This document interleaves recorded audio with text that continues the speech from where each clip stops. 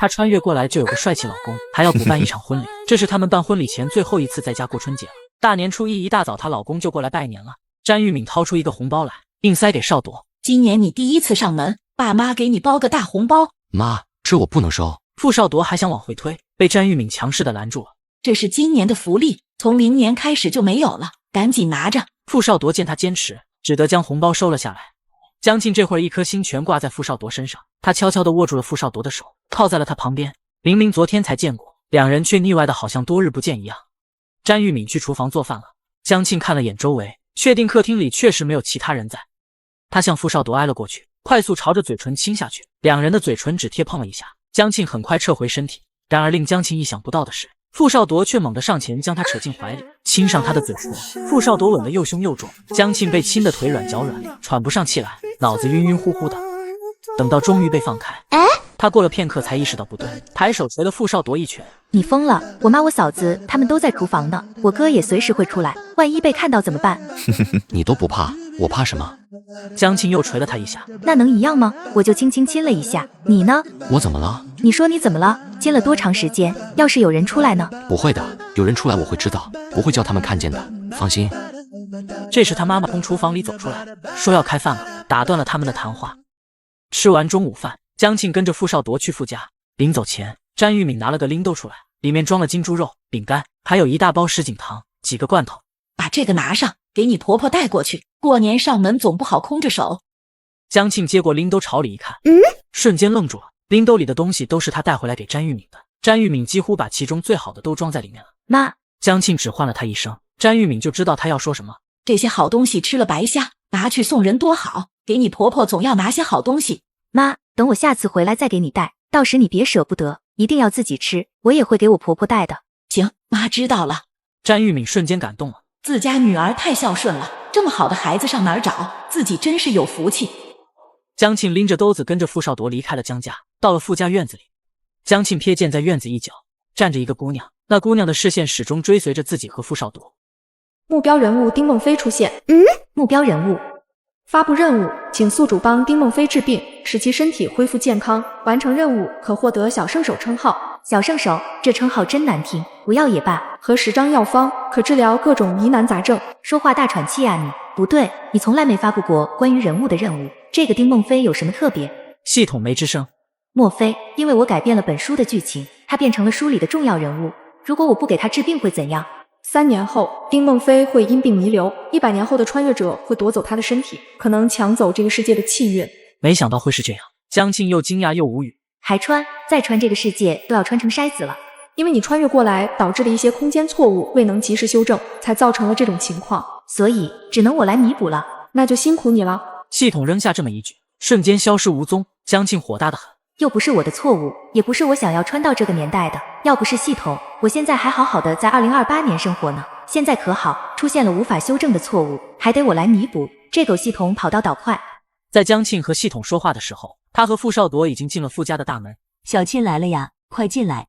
妈，这是小庆给您带的东西。小庆，不用拿这么多，你自己留着吃吧。妈，我那还有，这些是孝敬您的，您一定收下。妈，这些东西都是丈母娘帮着准备的，你就收下吧。父母一听，不再拒绝，乐呵呵地收下了东西。妈，小山呢？他去找同学玩了，说晚上回来。这孩子大年初一的就跑没影，我说不让他去，根本拦不住。当着江庆的面，父母没法说傅山的原话。傅山离开家时撂下狠话，绝对不想看到江庆。他担心地看了江庆一眼，怕他会有想法。然而江庆丝毫没放在心上。其实傅山不在，他反而觉得舒服，没有人跟他对着干了。你们在屋里坐着，我去准备晚饭。父母去了厨房，把空间留给小两口。江庆见父母去了厨房，一时半会出不来，便往傅少铎身边凑了凑，侧头靠在了他肩膀上。傅少铎顿了下，下一秒抬胳膊将他揽在怀里。我弄到2张电影票，是后天下午2点的，在工人文化剧院，到时咱们一块去吧。江庆直接扭过头去，佯装不高兴。哼，这还用问？你不和我去，还想和谁去？看出他是故意的，傅少铎笑了笑。没有别人，只有你。1秒后，两人吻在了一起。这次没有被人发现的故意，他们吻得很投入。过了许久，两人才分开。傅少铎望着江庆的嘴唇，下腹一热，他强迫自己移开视线，背过身走到一边去。两人胡闹完，江庆才想起他还有个任务要做。我出去溜达溜达，屋里有点闷。我陪你吧。不用，我自己去走走，一会儿就回来。说完，他赶紧溜之大吉，生怕傅少铎坚持要陪他，因为他穿书过来，原来的剧情都错乱了，让这个美女生了病。等他赶了之后，就会有别人再穿。为了阻止别人再穿过来，他下决心要治好这个美女。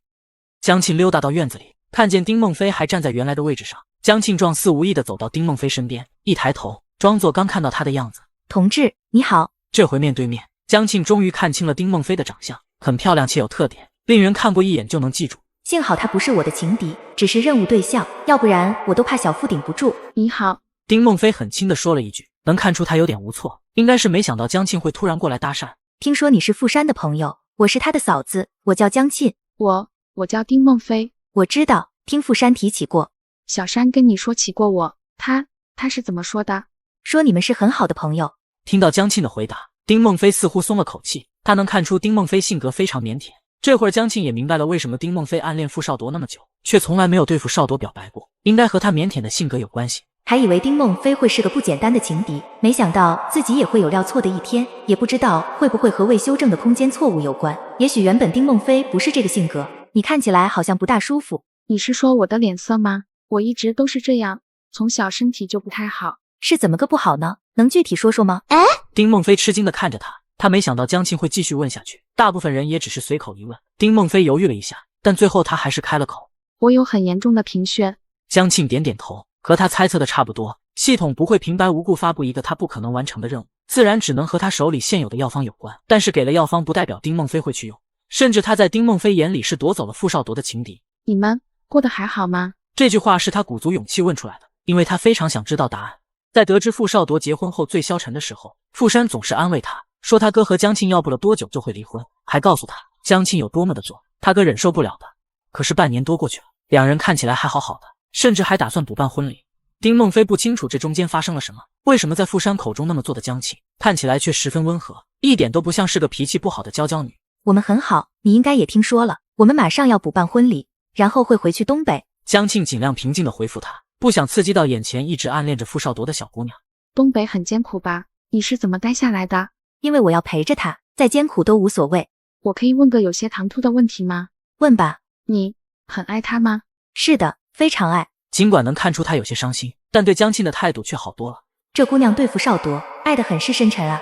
知道江庆是真心爱着傅少铎，愿意陪他好好过日子，丁梦飞好像放下了一桩心事。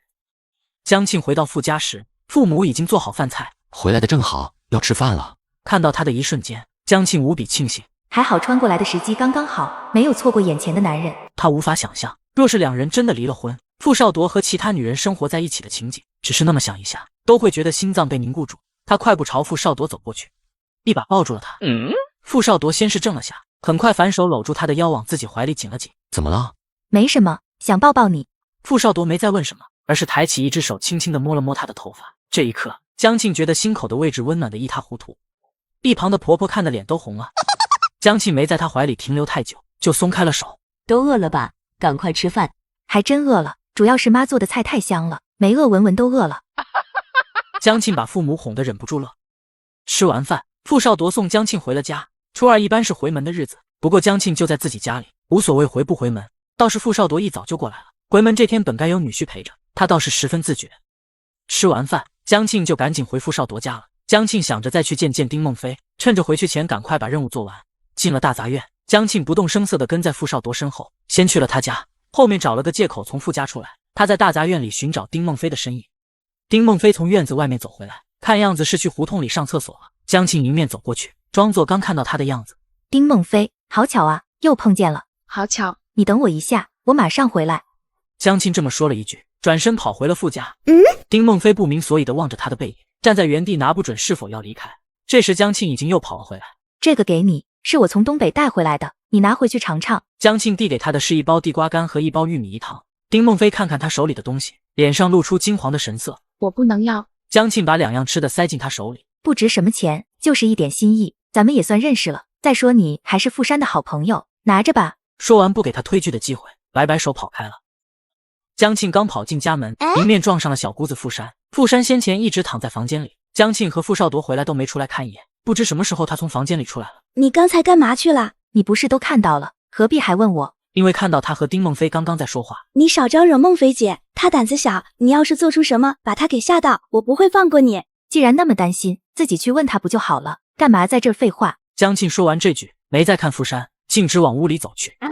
傅山被气得鼓鼓的，恶狠狠地瞪了江庆一眼，随后跑了出去。江庆回头看到他消失在门口的身影，说不定任务做完，小姑子也能调教好，一举两得，不错不错。